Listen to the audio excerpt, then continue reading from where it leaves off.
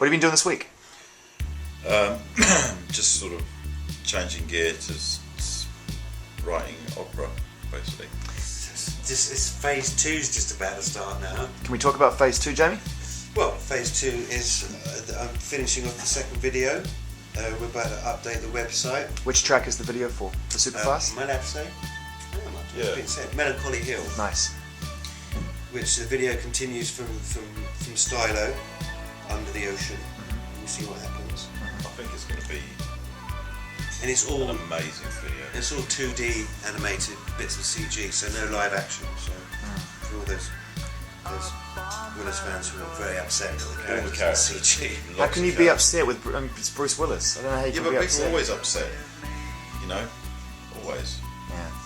I very, very rarely read it. I think it was I was having to check something and I just sort of looked at a comment on something and it said Stylo sounds like it was put together in half an hour, which is you know, if you start reading those comments, it's like It's best not.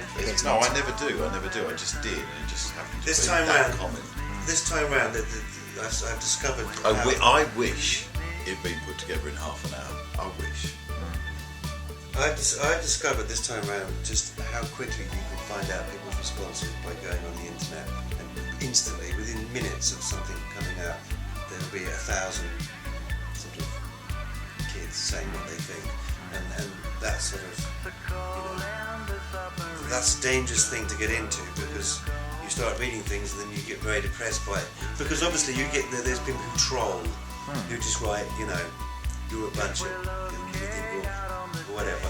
And I think it's best just to ignore that stuff because I think it can ruin your day. It's true, but stats. It's all about stats. It's all about stats. It's true, and that's what the internet can provide people now. Is they can provide very up-to-date, very specific stats, which you didn't have. A little ambiguity worked for record sales back in the day. I think, to be honest with you, you could always round them up. We know exactly who's listening to it, exactly what they think.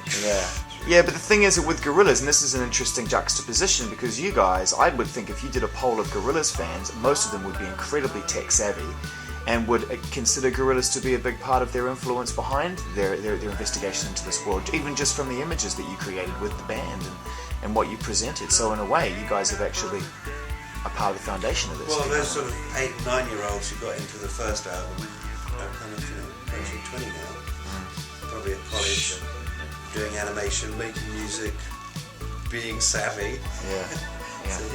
So that's great.